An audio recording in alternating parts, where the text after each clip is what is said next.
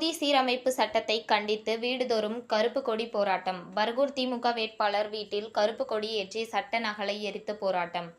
மத்திய அரசு கொண்டு வரவுள்ள தொகுதி மறு சீரமைப்பு சட்டத்தை கண்டித்தும் அதை கைவிட கோரியும் வீடுகள் தோறும் கருப்பு கொடி ஏற்றி போராட்டம் நடத்த வேண்டும் என தமிழக முதல்வர் கூறியிருந்தார். அதைத் தொடர்ந்து கிருஷ்ணகிரி மாவட்டத்திலும் வீடுகளில் கருப்பு கொடி ஏற்றி போராட்டம் நடைபெற்று வருகிறது.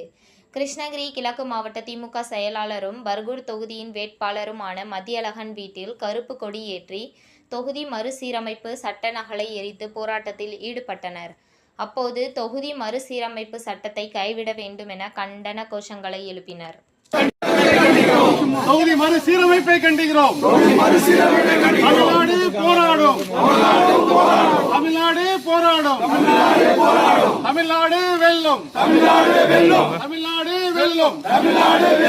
கண்டிக்கிறோம் கண்டிக்கிறோம் கண்டிக்கிறோம் கண்டிக்கிறோம். ஒத்து ஊதும் எடப்பாடியை கண்டிக்கிறோம். ஒத்து ஊதும் எடப்பாடியை கண்டிக்கிறோம். கண்டிக்கிறோம்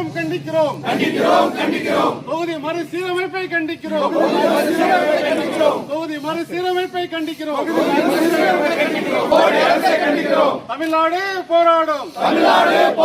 தமிழ்நாடு வெல்லும். ஒன்றாய் வெல்வோம். பின்னால் நிற்போம். எடுங்க.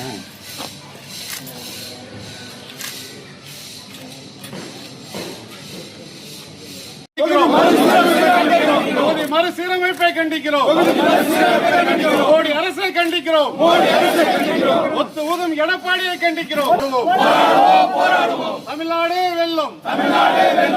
உங்கள் தேடல் நியூஸ் சேனலை லைக் பண்ணுங்க, ஷேர் பண்ணுங்க, கமெண்ட் பண்ணுங்க, ஆல் பெல் பட்டனை கிளிக் பண்ணுங்க, மறக்காம சப்ஸ்கிரைப் பண்ணுங்க.